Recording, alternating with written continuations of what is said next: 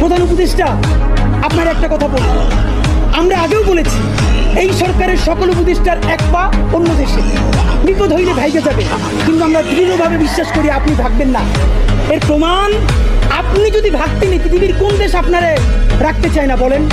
তাহলে হাসিনার আমলেও 10 তলা বিল্ডিং পাইয়া আপনার আদালতে হাজিরা আপনি দিতে আসতেন না। ঠিক, আপনি তখনই বিদেশ থাকতে পারতেন।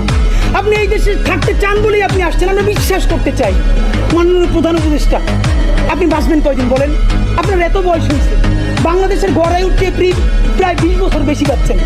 আমার বাপে 63 বছর পাচ্ছে, তার চেয়ে আপনি প্রায় 20 বছর বেশি পাচ্ছেন। মাঝে মধ্যে মৃত্যু বেঁচে থাকার চেয়ে অধিক। মাননীয় প্রধান উপদেষ্টা, ঠিক।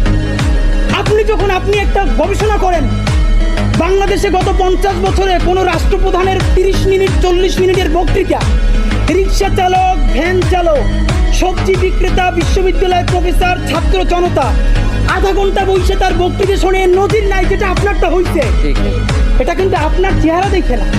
আপনি রাজনৈতিক দল করছিলেন, ফেরও করছেন, কিন্তু এইবার যে আপনার এই বাংলাদেশের পক্ষে হৃদয় নিংড়ে ভালোবাসা, আপনি যখন বক্তৃতা করেন আপনি আর্টিফিশিয়াল কিছু বলেন না, কিন্তু আপনি যখন ঘোষণাপত্র বললেন আপনার চেহারায় আর্টিফিশিয়াল ছাপ।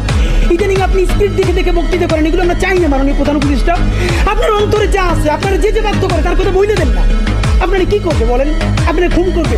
আপনি প্রায় 80 বছর বাঁচছেন, আর কয় বছরই বা বাঁচবেন?